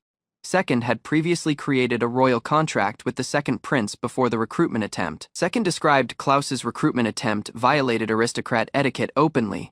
Interfering with different princes' agreement was weighed disrespectful royal behavior everywhere. Klaus agreed beat unwillingly and ordered Second to serve the second prince faithfully. His frustration stayed visible as departing afterward. After Klaus departed, Min glanced at Second with admiration. Second observed Min, previously ignoring the earlier lesson about frustration and ambition. Second resumed training instantly later. He encouraged Min to keep competing until genuine frustration awakened stronger resolve within him eventually. Second criticized Min's weak mentality straight. Min uneasily compared Second's rigid guidance to an older brother continually correcting his younger sibling. Second lightly punched Min's head as correcting him. He described their relationship was based on friendship, not royal obligation or pity. Min became emotional after learning Second's sincere words. Tears filled his eyes as he silently glanced toward his trusted friend. Min gladly agreed Second's guidance later. The tension surrounding the arena eventually disappeared as their friendship grew much stronger jointly later. Elsewhere, Klaus stormed angrily towards the headmaster's office.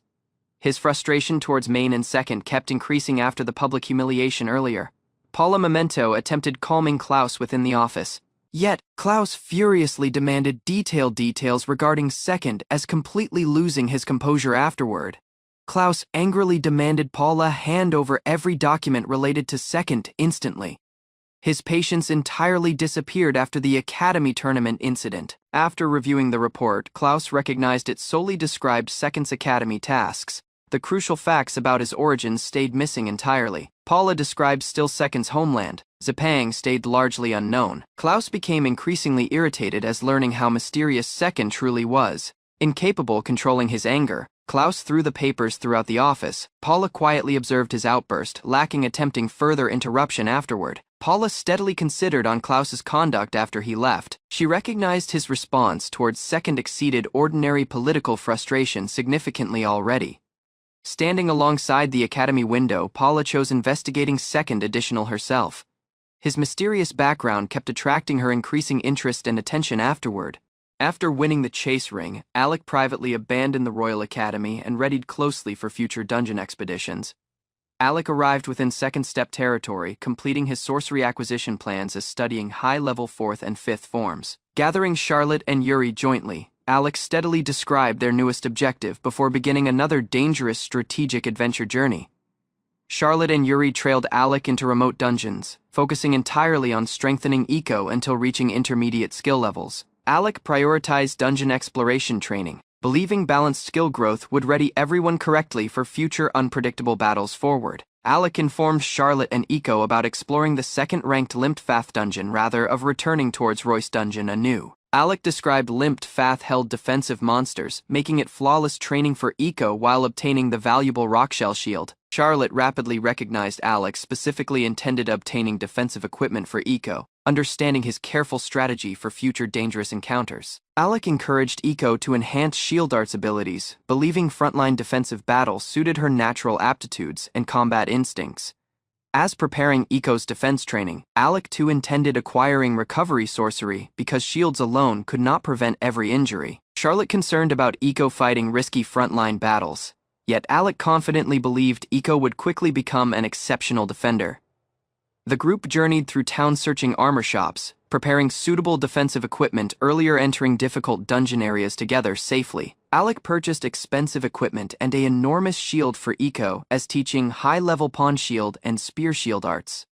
After visiting the Grand Royal Library, Alec led everyone towards the church to acquire valuable recovery sorcery grimoires for Eco. Eco effectively gained recovery minor sorcery, giving the party stronger survival abilities earlier, beginning their next dangerous dungeon expedition together. Alex, Charlotte, and Iko journeyed multiple hours from the royal capital towards Limtfath Dungeon near Piho farming town together. After arriving near Piho, the group steadily explored Limtfath Dungeon as concentrating on Iko's developing shield art abilities. Iko rapidly mastered several shield art skills, except Bishop Shield Art, which Alec weighed difficult during her early defensive training. Alec closely described every shield art effect, teaching Iko security, knockback, piercing reflection, and area defense combat techniques thoroughly. After numerous dungeon runs, Iko steadily matured into a reliable paladin, strengthening the party's frontline defensive capabilities significantly later. Iko blocked the monster's fierce strike solo, shocking Charlotte after enduring the strong impact without suffering serious visible injuries afterward. Charlotte observed quietly as Iko remained standing confidently, proving her defensive abilities had improved greatly through continuous dungeon training sessions. Alec watched Iko's raised vitality and endurance closely, realizing her shield arts transformed her into a dependable frontline defensive fighter. Believing Iko had matured enough, Alec chose advancing towards the deepest dungeon region would help her learn Bishop Shield Art. Profound within Limtfath Dungeon, the group eventually encountered Rock Tortoise, the enormous monster guarding the dungeon's dangerous final chamber. Alec cautioned everyone that defeating Rock Tortoise needed flawless coordination because its defense remained extremely high despite lacking strong offensive power. Grasping Alec's strategy and duties plainly, Iko calmly accepted protecting the party throughout the dangerous boss battle ahead together. Iko stepped ahead solo earlier Rock Tortoise while Alec confidently signaled the beginning of their carefully planned defensive confrontation inside. Alec described Bishop Shield Art needed entirely blocking 100 boss attacks without taking damage from stronger enemies consecutively during combat. Since finish defense was mandatory, Alec grasped Iko could not receive even minor injuries while enduring Rock Tortoise's continuous attacks. Alec instructed Iko to counter Rock Tortoise's strikes employing Knight and Gold General shield arts as carefully maintaining defensive parrying timing. Alec described parrying needed synchronizing defensive movements flawlessly with enemy attacks to block damage and create effective knockback opportunities. Through successful parries, Iko guarded herself from harm as gradually forcing Rock Tortoise backward within the dungeon battlefield area repeatedly. Alec compared learning parrying methods to rhythm games, believing precise timing granted immense defensive advantages during difficult prolonged boss encounters consistently. Following Alec's commands closely, Iko repeatedly switched shield arts abilities as enduring Rock Tortoise's relentless attacks without receiving direct damage. Alec watched Rock Tortoise's simple strike patterns closely, though he understood mastering precise parry timing remained extremely difficult for beginners initially. Iko failed obstructing flawlessly once, yet Alec calmly encouraged her to continue enduring the exhausting defensive battle against Rock Tortoise relentlessly. After recovering herself with Recovery Minor Sorcery, Iko regained assurance and readied mentally for the prolonged confrontation forward inside Limtfath. For nearly 2 exhausting hours, Iko repeatedly defended against Rock Tortoise, as maintaining cautious concentration on every incoming attack, timing perfectly. Ultimately, Iko effectively gained Bishop Shield Art, completing Alec's challenging training plan and significantly strengthening the party's defensive capabilities later. Second invited Sylvia to discover magic archery after noticing her concealed aptitude and believing she could become stronger quickly. Sylvia agreed Second's training earnestly as Iko watched nearby, curious about the new skill and future adventures together. Iko became eager after learning about Sylvia's training and wished Second would also prepare special lessons for her someday. Second intended different dungeon trip to test Iko's Bishop Shield Art against Rock Tortoises and enhance her defense abilities. Second journeyed through town with Iko and Sylvia, as noticing Iko had recently become much happier alongside their growing party. Second brought Sylvia into the dungeon and described the challenging requirement required for mastering advanced magic archery combination techniques. Second instructed Iko to trigger Bishop Shield Art closely. Earlier, the approaching monster attacked their defensive position inside the cave. Iko effectively released Bishop Shield Art and formed a strong shield barrier that blocked the monster's dangerous attack completely. Sylvia observed Iko's shield skill with shock, as Second observed calmly, satisfied with Iko's growing defensive combat abilities recently. Iko endured the Rock Tortoise strike readily, as Bishop Shield Art significantly strengthened defensive power against dangerous boss-class monster attacks. Second cautioned Iko that Bishop Shield Art consumed enormous SP, making cautious timing extremely important during dangerous dungeon battles. Iko became emotional after recognizing Bishop's shield art eventually permitted useful protection for teammates during difficult combat situations inside dungeons. Sylvia effectively unlocked magic archery combination skill after continuous training, impressing Second with her surprisingly fast progress within the dungeon. Sylvia tested her fresh magic archery skill against a monster and accurately released magical arrows towards the approaching enemy creature. Sylvia closely watched her unstable strike afterward while Second calmly checked whether she could properly control the new power. Sylvia released Kurural form of fire through magic archery combination and launched a strong flaming strike towards the monster. The explosion severely damaged the monster as Second steadily measured Sylvia's critical damage and overall combat performance inside the dungeon. Iko commended Sylvia excitedly as Second assessed future improvements that could transform Sylvia's magic archery into an highly powerful main skill. After seeing Sylvia's swift growth, Second earnestly decided he wanted to pursue his next important personal goal immediately afterward. Second abruptly neared Sylvia privately and disclosed his determination, leaving Sylvia completely shocked by his unexpected serious expression and behavior. Sylvia misunderstood Second's sudden resolve and uneasily thought he wanted to deepen their relationship much sooner than expected afterward. Second passionately described his desire to become stronger instantly, departing Sylvia embarrassed after realizing she misunderstood his original intention completely.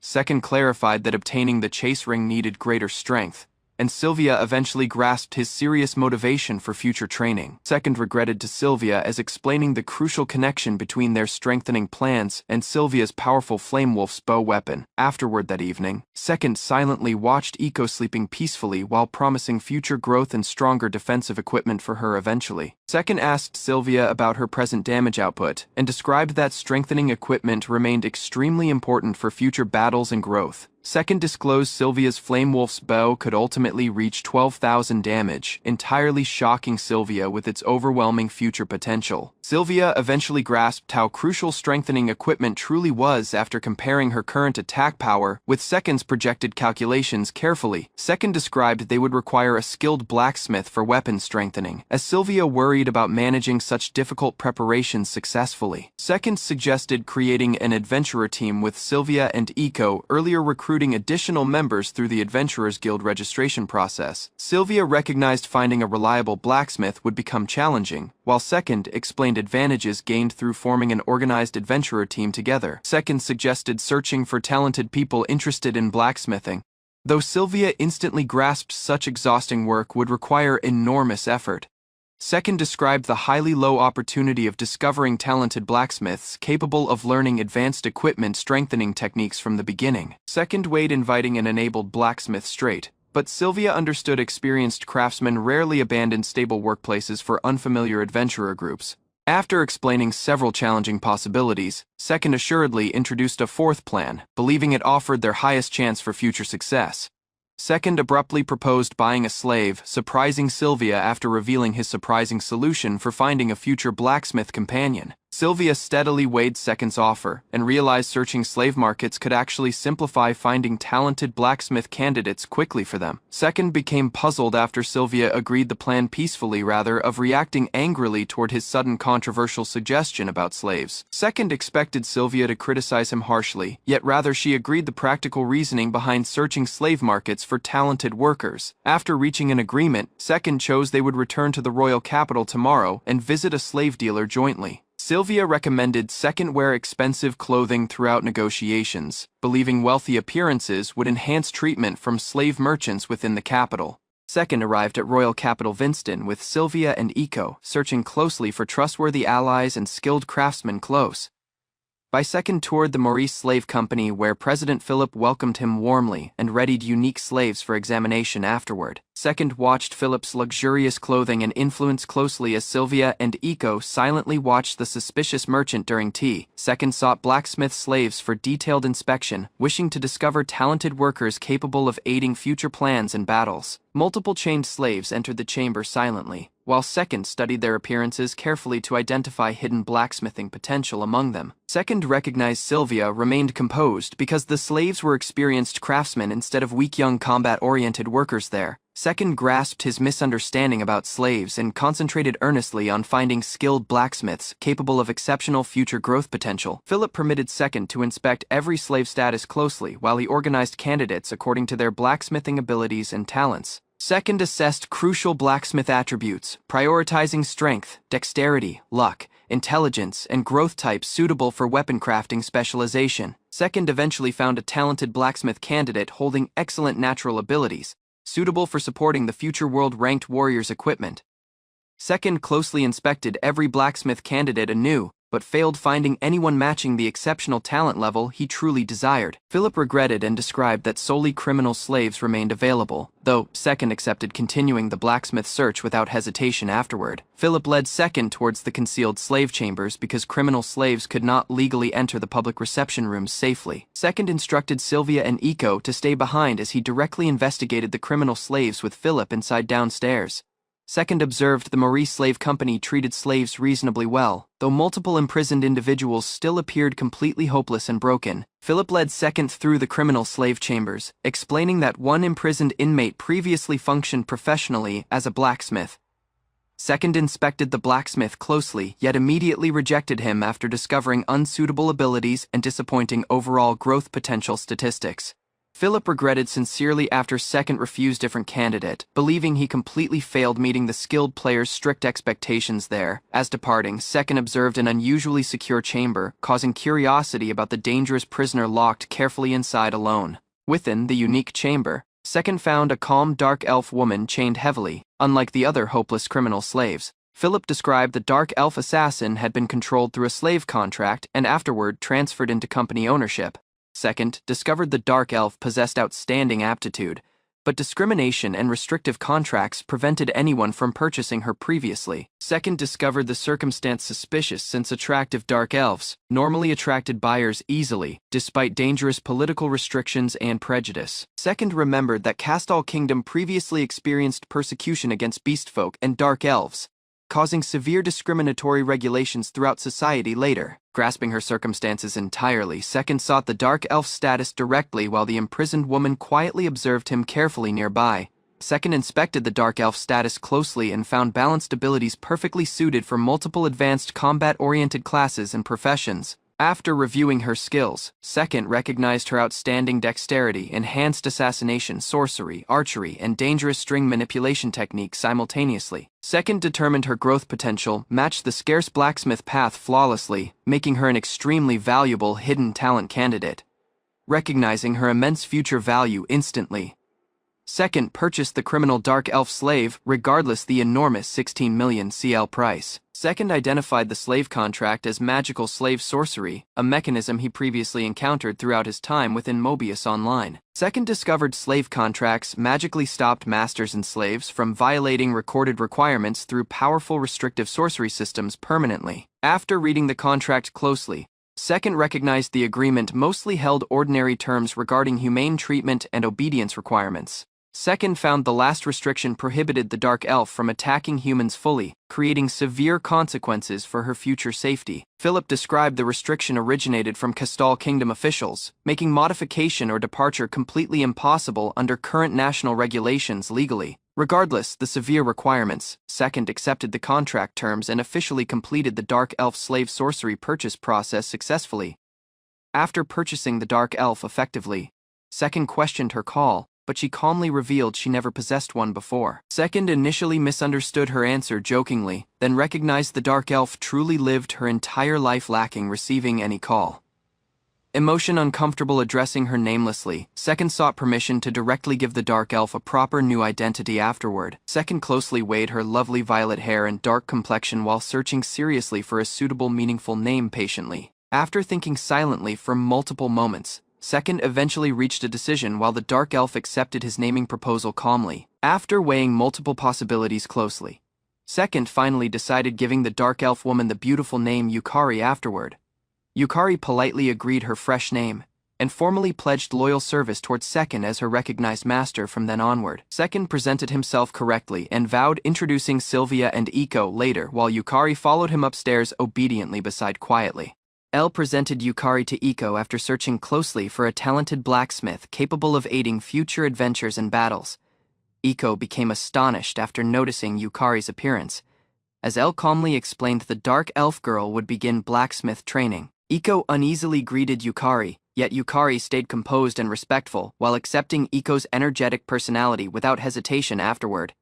Iko kept speaking enthusiastically towards Yukari, and Yukari answered steadily, creating an unusual friendship that impressed L greatly. L afterward disclosed Sylvia's concealed talent as a magic archer, leaving Yukari curious about another unexpected companion joining them.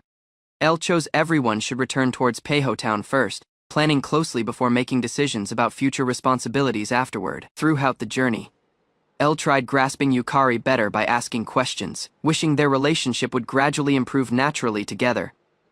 Yukari answered every question briefly and coldly, causing L to recognize socializing with her would become surprisingly challenging afterward. L concerned Yukari might ultimately leave regardless becoming a skilled blacksmith, so he wanted their relationship strengthened before then. After thinking closely throughout the journey, L eventually chose direct honesty would become the best approach toward understanding Yukari completely.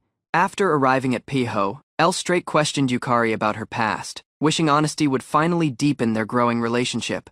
Yukari steadily asked if L's request was in order, while L assured her answering remained completely her personal choice. Yukari courteously refused discussing her past, maintaining her composed attitude, regardless plainly understanding L's true intentions toward her afterward.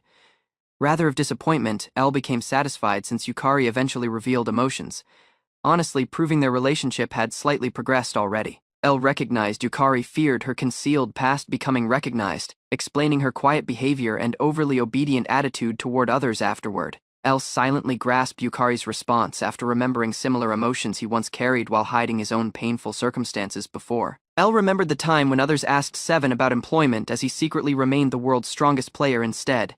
Seven hid the truth behind excuses since revealing unemployment would destroy relationships and invite judgment from surrounding individuals later. Dread of rejection compelled Seven to distance himself emotionally, still while pretending gaming achievements were only casual hobbies publicly. L recognized Yukari probably feared similar rejection, so he searched closely for ways to disclose her genuine personality safely. L chose Yukari first required assurance that everyone would accept her honestly, regardless of whatever painful past she carried before.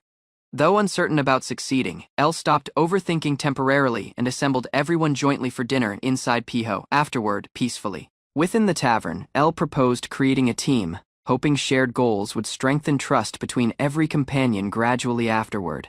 Iko and Sylvia responded excitedly as Yukari heard quietly, curious about the true purpose connecting everyone around the same table. L eventually disclosed his ambition becoming the world's strongest, asking Yukari, Iko, and Sylvia to aid him together faithfully. Yukari agreed, helping L warily, though she yet doubted his claim about becoming the world's strongest person someday afterward. L recognized Yukari entirely misunderstood his ambition, as Iko awkwardly tried convincing her the declaration was genuinely serious afterward together. Sylvia became curious about L's unfeasible dream, asking how he intended achieving the title of world champion precisely afterward. L described becoming #1 needed collecting every skill title, and defeating anyone protecting those respected positions across continents afterward. To clarify additional, L described titles as ultimate achievements representing the absolute highest rank attainable inside every specialized skill available. L described that obtaining a title first needed learning every related secondary skill to the highest possible level completely. After encounter those requirements, challengers could enter title fights and beat current holders to officially claim prestigious ranks afterward. L disclosed titles represented absolute mastery since solely one individual could possess each skill's highest recognition simultaneously across Mobion entirely. Conquering every existing title solo would previously demonstrate someone deserved recognition as the true strongest person worldwide beyond doubt afterward. L declared his first goal involved conquering every title, departing Iko stunned by the overwhelming scale of his ambition. Sylvia instantly refused L's ambition, believing nobody could realistically achieve power great enough to become the absolute strongest globally.